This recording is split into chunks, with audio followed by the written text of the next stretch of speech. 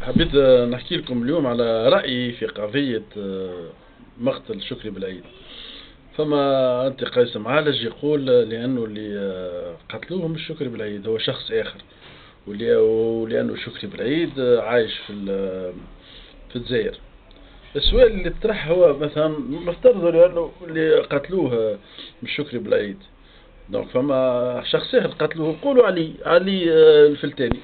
هل علي الفلتاني لو كان هو قتلوه، اخي هو قطوس، اخي شي ما يجيوش ماليه يقولوا راهو فلان، راهو علي الفلتاني راهو قتلوه وقوموا تبكوا عليه ويعملوا فضايح في الجرايد وفي العالم.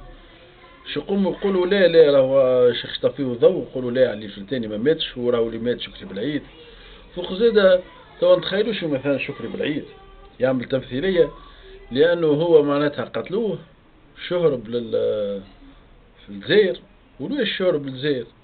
هو كان ديما يعرف في السياسة الهدف نتاعو شو يدخل مجلس تأسيسي يمكن حتى يولي رئيس جمهورية. كيفاش إنسان يحب يولي رئيس جمهورية يمشي يعمل تمثيلية على أساس أنهم قتلوه ويمشي يهرب للجزائر؟ يا أخي بعد اسكوش هو شي نجم يرجع لتونس؟ حتى توا برشا فلوس واش يعمل بهم؟ هو يفقد مصداقيته وداير هو وقت يرجع لأي بلاصة. أي إنسان شو يقتلو شو ولا شو يقولو شكونك أنت؟ هو إنسان يولي معناتها ما عادش عنده حتى قيمة.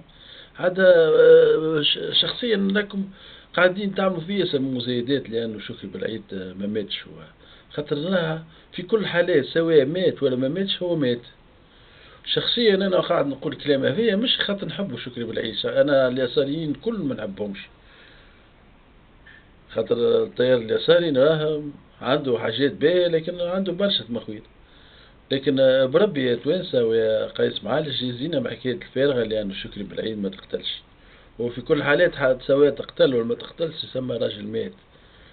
دونك هو كان حي معناتها راهو ميت وحي، وكانوا مات بطبيعة ربي مات وربي يرحمه كما يقولوا هكا. والسلام عليكم.